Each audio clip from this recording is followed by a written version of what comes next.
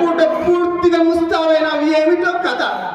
ఏమీ లేదండి, కొత్త వేరే ఒకటి తగిలితేను ముస్తాబై కూర్చున్నానో తెలిసేదా. వచ్చిందా కోపము? ఎంత ముక్కు పట్టని ముత్యంవే. అవునవునండి, ఎవరి మాటల వారికి ఇంపుగాను.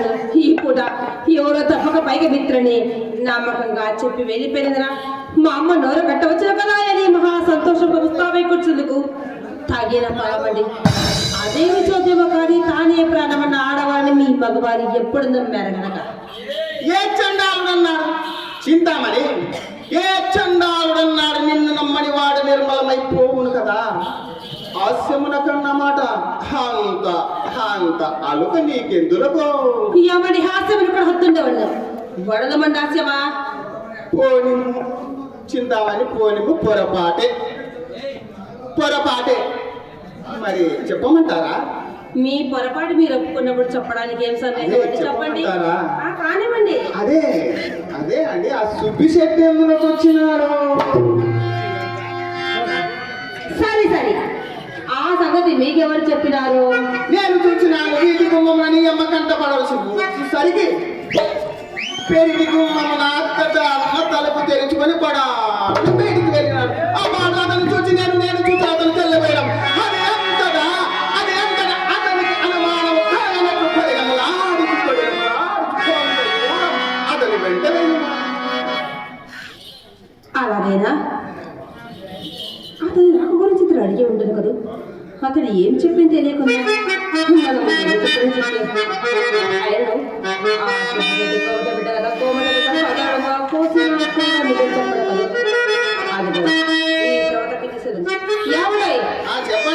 ఎందులో వస్తారని అతన్ని అడిగి తెలుసుకోలేకపోయాడా? అడిగినాను కదా, వచ్చినానని చెప్పినాడు. చెప్పిన కదా, ఇంకనేమి మీ సందేహము? చెప్పిన కోపగించుకోరు కదా. శబాసిదిగా మాట ఇప్పుడు చెప్పేదను. మేళం కొరకు వచ్చిన వాడు విచ్చల విడిగా వీధి గుమ్మమున పోక అదురు చూపేది అది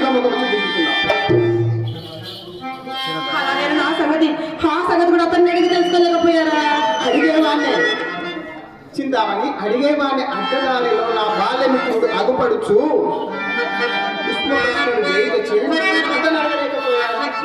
అలాగేను. నేను చెప్పేది వాళ్ళకి ఇప్పుడు మేర గురించి మాట్లాడకై మా అమ్మ తల్లి ఎవడై మా ఇంటి వెళ్ళిన కనీసం కదా వచ్చినప్పుడు వదిలిపెట్టారు. అతను నా ముఖం వచ్చి చప్పుడు మేర దిగి వస్తే నా మనసుగా మంచి మా అమ్మ తోడు చూపగా విషయం తీసుకెళ్ళి జరిగినది అర్థమే.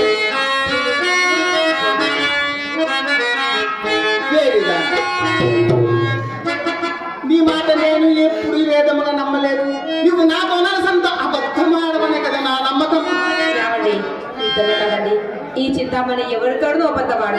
అసలు చింతామణి ఈ కులంలో పుట్టని కాదని చిన్నలు పెద్దలు శ్లాఘించుడుకు కారణం ఇదే కదండి. సందేహమేమి చింతామణి, సందేహమేమి? ఎవరి మాటలు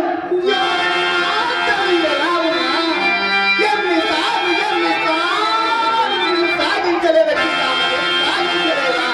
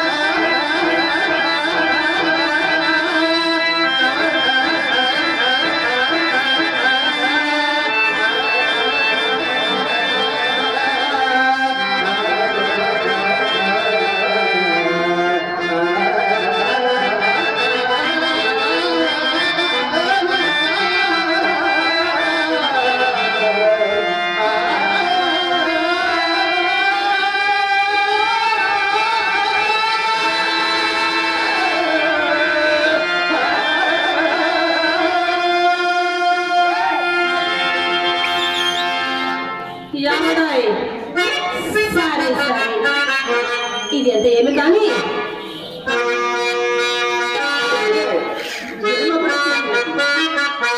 దైవము